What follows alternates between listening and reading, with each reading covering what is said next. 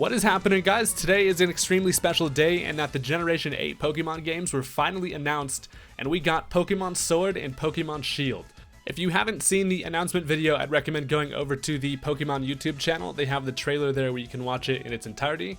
In this video, I'm going to kind of be going over some in-depth analysis of some screenshots that I pulled from the gameplay footage that we got. So we did actually get quite a bit of footage and information that came along with it, so I'm pretty excited. Honestly, I think these games look pretty great, and I'm excited to kind of talk about it and see what your guys' thoughts are. But before we get into any of the footage, one of the main things that I'm interested in terms of just the name and logo is that if you look at the top, obviously both of them have the same kind of icon, being a wolf. I'm not really sure where they're going to go with that, whether or not it's going to be a Pokemon or if it's just a symbol. I know that wolves do represent guardianship, loyalty, spirit, kind of things like that. So I think it's an interesting little icon they put at the top. I actually didn't notice this until I kind of looked a little bit deeper. So there's the same wolf at the top, which that's going to be kind of something that I'm waiting to see what that's going to be about. But also, just in terms of the names Sword and Shield, I think it represents there's going to be some type of war in the region, so I think that's going to be pretty interesting, and we're going to get some more information about that. But let's go ahead and just jump into the first thing I want to talk about, and that is going to be the starter Pokemon that were revealed. So we got the 3 starters. They are Fire, Grass, and Water type as usual, so they didn't throw us any curveballs with that.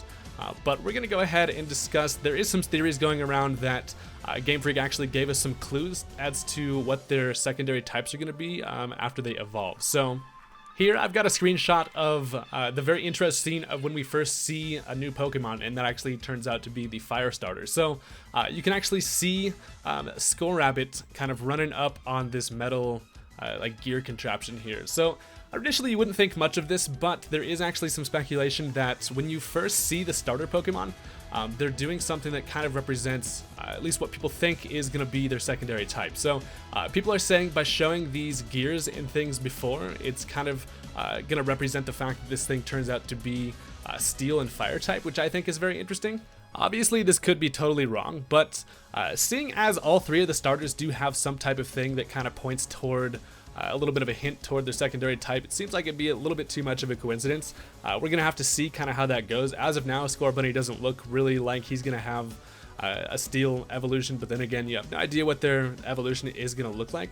I could totally imagine this thing evolving into like a big armored bunny warrior looking dude that has some type of Steel type in him. I don't know. I think I would hope that it turns out to be a part Steel type, because I think that would be a pretty cool typing that would be fun to mess around with. But let's go ahead and take a look at the second starter that we're introduced to, and that is the water lizard boy Sobble. So when we're first shown this thing, it actually comes out of the water. It's completely like invisible, and that is kind of, I think at least, a hint toward this thing turning into water ghost type, which is, I think, very cool. Out of the 3 starters that were shown, I think this thing is probably my favorite. Fire type obviously being a close second, but this thing just is adorable, and I just really like water types. He seems like he has an interesting personality, so I'm excited to see what Sobble evolves into. If it ends up being part ghost type, I think that's just going to kind of add to its coolness, and there's kind of a lot of opportunities in terms of design for that. So I really hope this thing turns out to be a ghost type. But now let's move into the final starter we're shown, and that is the grass type. So this is Grookey, and he is a grass type monkey. I didn't expect them to go with another monkey Pokemon, but I'm not really opposed to it, because I think that, again, there is a lot of opportunity for some cool designs as this thing evolves. It does look pretty close to Chespin, I feel like. It's kind of almost a mix of like a lot of other generation Pokemons, which is also something I have found with these starters, like Sobble looking like Mudkip. Grookey is a cool design Pokemon, and the thing about this one is that he actually is shown in the beginning. Before we see him, he's actually beating on a rock with his little stick. So this is definitely pointing to this thing being part rock type. So I honestly don't really know why they would show this thing hitting a rock if it wasn't really kind of significant.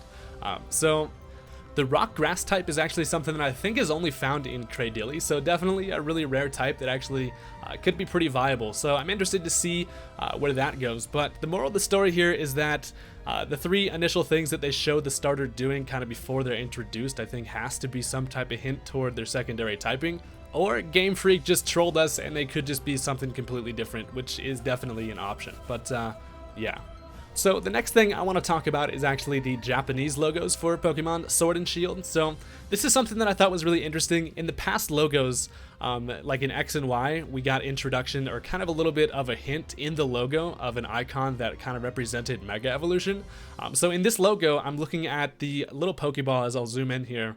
It looks like it's some type of fusion. I'm interested to see kind of what this is going to be about.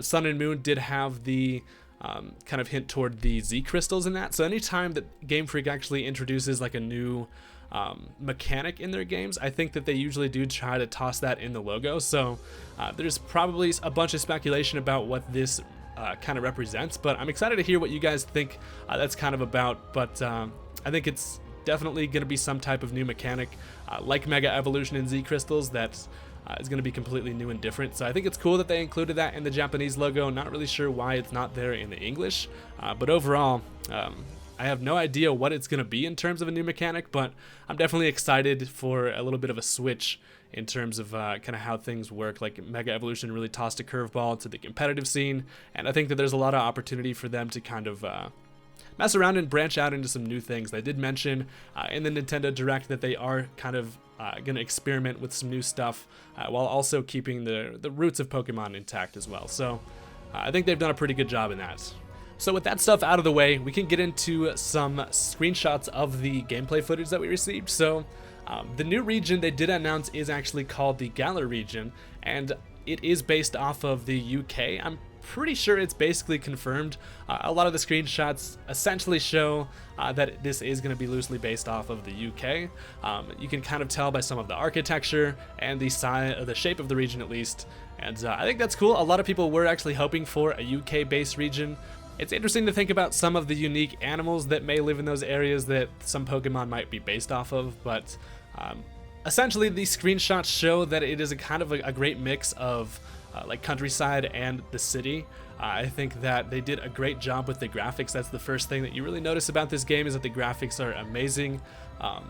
I really do like the kind of the feel of it. It looks a lot more open. It's not obviously open world, but it does definitely give you a kind of more open feel, which I think is good.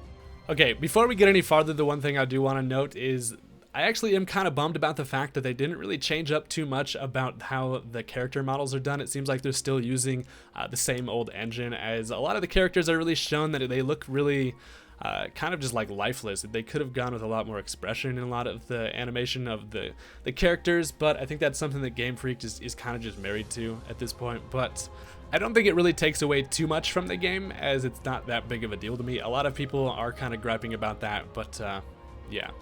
So another big thing that you're able to notice is they actually show a scene of a character walking in tall grass, and they actually encounter a wild Pikachu. So the most important thing to note about this is obviously they have gone a different route that they did with Let's Go Pikachu and Eevee. There is no longer going to be Pokemon showing up in the overworld, which is something that I think they obviously wanted to go toward a more kind of like a randomized feel, which is something that Pokemon's games have been known for. I kind of thought that they would have kept the Pokemon in the overworld around, but I do think that the biggest positive about this is that the wild Pokemon battles are back, and we can catch Pokemon like normal again, which is fantastic. One of the next things that caught my eye here as we continued with the footage was that they showed a scene where a Lucario was battling a Tyranitar, and the biggest thing about this for me was kind of the battlefield that they're on. It looks like he's in a Coliseum, obviously. I don't know if this is going to be some type of gym battle, or if this is kind of showcasing what the background of the Wi-Fi battles would look like, but either way, I'm glad that they went with this Coliseum style, because this is always what I had imagined like a Wi-Fi background should look like, rather than just like a random like one color with like weird hologram looking stuff in the background. But I think that it's really cool that they showed this type of thing. I think that gym battles are back, as we'll go into on the next screenshot, but I just wanted to note that potentially this could be the Wi-Fi scene, which I think would be cool. Kind of goes back into the more original Coliseum feel. So next up, we have a couple scenes that show what looks to be a gym. There's a Pokemon Center right next to it, and it does indicate that gym battles, as we regularly know them, are going to be back, so no more trials like in Alola. I think that's something that I think a lot of people would prefer, is going back to the original gym style. That kind of tells us a lot about how the structure of this game is going to kind of play out. In terms of gyms, there will probably be the Pokemon League, which is something that maybe I think that they could have gotten a little bit more creative with, but then again, I think a lot of people are going to be happy to have the gyms back, and I'm ready to beat up some gym leaders again. So this is a screenshot that shows a hillside that has kind of an engraving in it. I think that this is probably going to be some type of legendary Pokemon. Obviously, it's not very detailed. It looks like a Scrafty without its pants on. But for the most part, I think this looks kind of... It looks like it's tribal. It could be some type of ancient legendary Pokemon, which could be really cool. But I am interested to kind of see. There is a couple other little small figures, as you'll see, around the legs of, looks like the bigger one. So maybe that represents other legendary Pokemon in the region, kind of like Mesprit and Azelf, although there is 4 of them there. And we also see kind of indication of the sun. So maybe there's something tied in with Sun and Moon from the Alola region. It does kind of fit that look and feel, and I think it would be cool if they tied in some type of acknowledgement to the other regions in this, which I'm sure they'll probably do something along the lines of that. So this is going to be the last screenshot I include, and this is kind of one of the more puzzling things that we were introduced to. It does actually show your trainer walking into what seems to be like a football soccer coliseum, decked out in like a soccer outfit going on. So I think what this is about is that probably one of the gym leaders, you have to do something like something sports athletic related to get to his challenge or something like that. But then again, a lot of people are thinking maybe there's some type of online thing you can do in terms of sports. I think the UK being known for football could be obviously why this is included, and this is really interesting. I might have to just drop some goals before I beat you up on Wi-Fi. But I think that this is definitely one of the things they tossed in there kind of to confuse people. Like, why is this Pokemon trainer walking into a soccer field, and why are we able to play soccer in Pokemon? I'm sure we will get some more information on this in like the next batch of info they give us. So hopefully, at least, that's definitely something that I'm really interested in. So well, guys, that is going to be about all I've got to talk about in this video. I'm sure that we will get some more information soon. If you guys would like me to kind of do some more analysis and kind of just discuss my opinions on things, leave a comment and let me know. I might kind of make that a little bit of a series as we're going into the end of the year when the game comes out. So I hope you enjoyed this video. Don't forget to hit that like button if you did. And honestly, I'm extremely excited for this generation. I'm really mostly excited to see kind of the capabilities of what they're able to do. I personally, as someone who really enjoys the competitive aspect of Pokemon, I'm really excited to kind of switch things up. Every time we get a new generation like this, the new mechanic that comes out really just kind of throws things for a loop. There's a lot of new interest in people playing on Wi-Fi, obviously new items, abilities, new Pokemon, potentially new type combinations. And it's a great time to be a Pokemon fan. We got a whole lot of stuff to look forward to, and I think that they crushed it on this reveal. They got a lot of hype toward it, and I think the starters look great. As the first Pokemon that we've seen from the Gen 8, I have pretty high hopes going into it. So, like I said, thank you guys for watching, and I will see you next time. Peace out.